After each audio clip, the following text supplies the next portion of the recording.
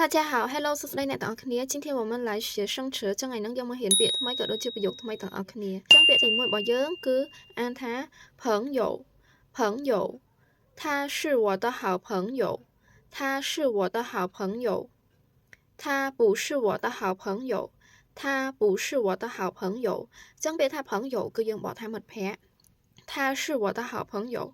គាត់គឺជាមិត្តល្អរបស់ខ្ញុំ他不是我的好朋友នាងមិនមែនជាមិត្តល្អរបស់ខ្ញុំទេហើយទីពាក្យទី2好朋友好朋友គឺយើងបកថាមិត្តល្អឬក៏មិត្តភក្តិល្អ他是我的好朋友他是我的好朋友នាងគឺជាមិត្តល្អរបស់ខ្ញុំ我们从小到大就是好朋友我们从小到大就是好朋友ពួកយើងនឹងគឺជាមិត្តល្អនឹងគ្នាតាំងពីក្មេងរហូតដល់ធំតែម្ដងពាក្យទី3多朋友多朋友គឺយើងបកថាមិត្តភក្តិច្រើនឬក៏មិត្តច្រើន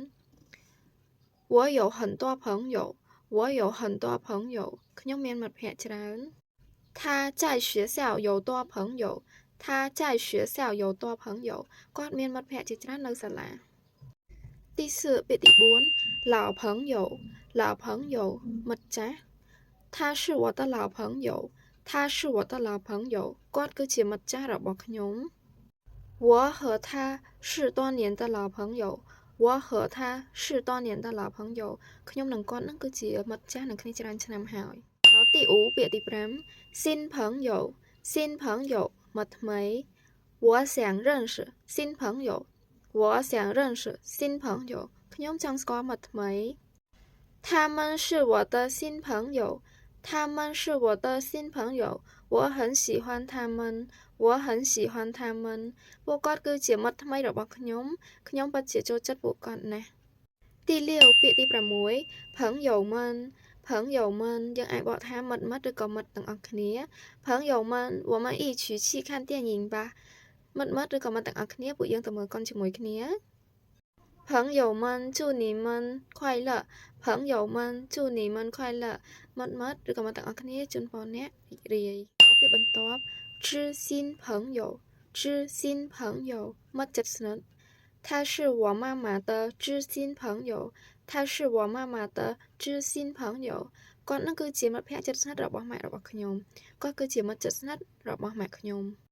我会把秘密告诉我的知心朋友我会把秘密告诉我的知心朋友ខ្ញុំនឹង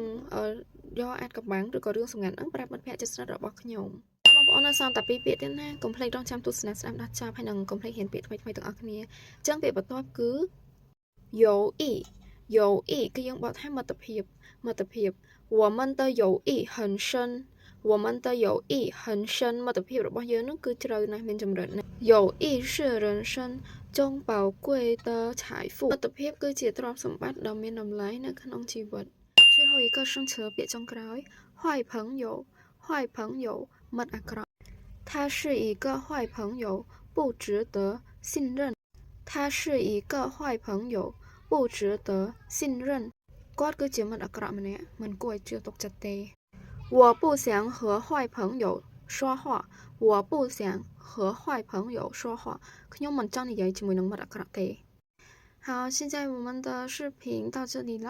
ចឹងវីដេអូរបស់យើងគឺធ្វើប៉ុណ្្នឹងហើយសង្ឃឹមថាបងប្អូនចូលចិត្តវីដេអូរបស់ខ្ញុំហើយជាចុងក្រោយនោះខ្ញុំមានដំណឹងមួយចែកជូនទៅអ្នកទាំងអស់គ្នាផងដែរគឺខ្ញុំមានបើកថ្នាក់បរិញ្ញាបត្រអនឡាញច័ន្ទសុក្រនិងសៅរ៍អាទិត្យផងដែរច័ន្ទសម្រាប់ថ្ងៃច័ន្ទសុក្រគឺខ្ញុំបើកយូរហើយប៉ុន្តែសម្រាប់សៅរ៍អាទិត្យគឺខ្ញុំនឹងបើកនៅដើមខែ10នេះយើងរៀនអំពីសន្ទនា